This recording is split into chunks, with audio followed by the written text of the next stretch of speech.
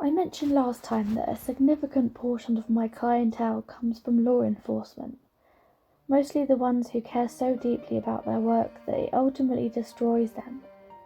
Coincidentally, my client last night was a cop. I was entirely perplexed when this man sought me out. He was a highly ranked missing persons investigator with a mighty public presence. From the outside looking in, he was unshakable. That's the interesting thing about my line of work, though. I am one of few in my clients' lives, most often the only one, who truly gets to look inside. Nevertheless, I have a policy of not turning a potential client away until I hear their story.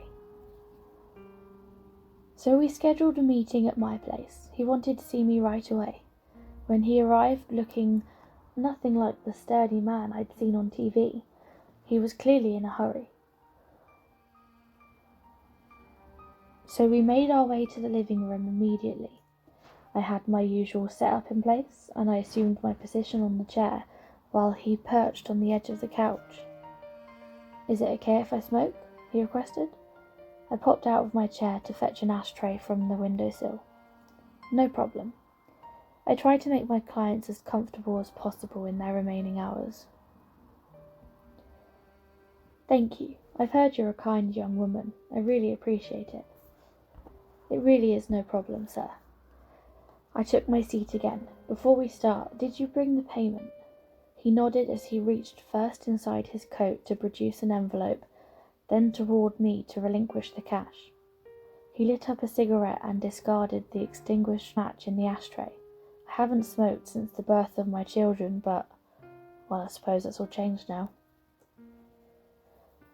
I took this last response as an opportunity to begin. "So exactly what has changed recently?" I observed him weighing the question in his mind, attempting to locate a suitable starting point.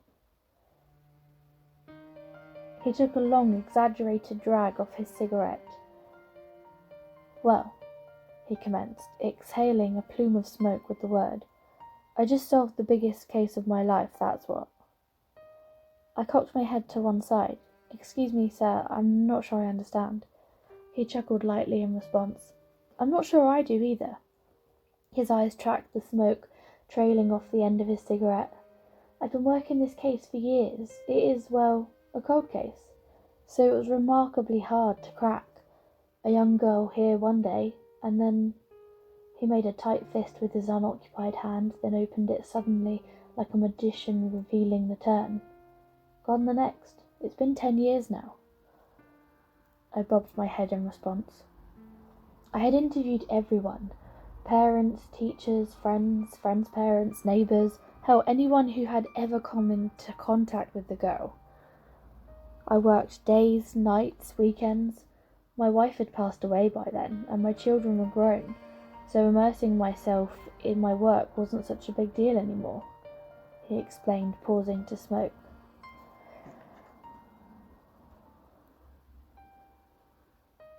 A long column of ash had formed at its distal end.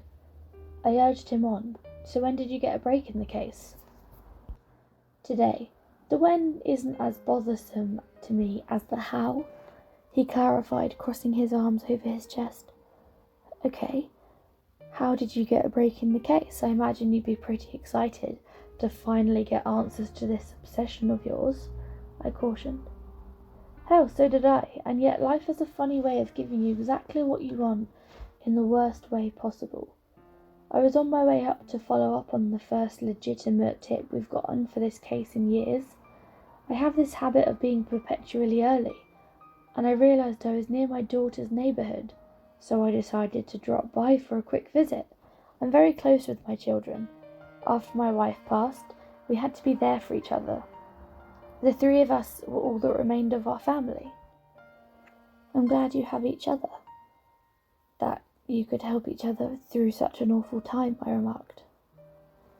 "Yeah, it was nice," he mused. "My daughter's car wasn't in the driveway, but I noticed my son's parked across the street. My daughter is a little guarded about her home, so that was surprising." He flicked the mass of ash off his cigarette. I decided to check in, and I found the front door was unlocked. I leaned forward. And your son was there? I called out to him, no response. I almost left thinking maybe they had taken her car to run an errand, but I noticed something that convinced me otherwise. His keys, phone, and wallet were spread out on the counter next to a salad bowl. I couldn't imagine my son going anywhere without at least his phone and wallet, so I started searching the house. I gestured for him to continue as I questioned, "Did you find him?" I tore through the house, up and down the stairs, but he was nowhere to be found. I was stumped. That is until I entered the storage room at the back. I spotted a rug that had been kicked up, exposing a door. It was open, and I found that it led to a basement. And I noticed my son, his body. It was lying lifeless at the bottom of the staircase, in a pool of spreading blood. I gasped audibly in response. He fell down the stairs? That was my first thought. I barreled down the steps, eager to assist my son as soon as I reached him. I knew there was no hope. He was gone. Not only that, he had a gaping wound to his neck. My eyes widened. I could have never anticipated that, but what happened next was even more unexpected. He suspended his story momentarily, stoking my interest. He crushed his cigarette into the ashtray and immediately lit a new one. I found my girl. Your daughter? No, not my daughter. In the back of this hidden cellar, I found the little girl I'd spent 10 years searching for. She was curled up in the back of the cage, covered in blood, and he recalled, his voice wavering. She was repeating to herself, "I'm a good girl. I'm a good girl. I'm a good girl." He broke down in tears, submitting to his anguish. I wonder if my son realised who she was, what he'd found before she mauled him to death. I clapped a hand over my mouth, jaw dropping. Why had she been kept down there all this time? I inquired, not really sure I wanted to know. I don't think he wanted to answer either. He locked his eyes on the floor while he inhaled on his cigarette. I knew I'd find out soon, because at that moment I heard my daughter pull into her driveway. I nodded my head in silent acknowledgement. My daughter was hysterical when she realised what had happened, what I'd discovered. I had to cuff my own daughter. Do you have any idea how hard that was for me? He demanded, pointing a finger at me indignantly. That's awful, I offered, though I knew nothing I could say would be nearly enough to ease his worn spirit. He eased up a bit, shaking his head gently. Later in questioning, she confessed to everything. My daughter had kept this girl as a pet, locked her down in that basement in one of those enormous dog kennels. She wrapped her neck in a heavy collar, washed her in a large basin, and forced the girl to relieve herself on newspapers that lined the crate. God, I just can't stop thinking about how some of those papers must have covered the news of her disappearance. His voice caught a bit there. He tapped some ash off his cigarette, collecting himself. She even had her eating raw meat. My stomach churned at the thought. My daughter explained that she had been completely taken with the girl because she looked, and I quote, as blissful and carefree as a puppy. He scoffed, his disgust readily apparent. One day she laid in wait for the girl, carrying a damn leash. I noticed my own fists clenching as I braced myself for the rest of the story. She approached the unsuspecting girl, jiggling the leash in her hand. She told the girl she'd lost her dog and asked if she would help her look. That poor, sweet girl. Of course she said yes. He trained his eyes on the floor before adding through gritted teeth. My daughter even had the nerve to say, the little thing didn't know it then, but she was the perfect dog I'd been looking for all along. I cringed. That's terrible. I stared at him and the man exhaled deeply. You can say that again. My daughter bashed her over the head with a rock. and carried her body, limp and unconscious, back to her car. By the time the poor girl came to, she was already trapped in her new prison, with that thick leather collar fastened around her little neck. I stared at him in disbelief.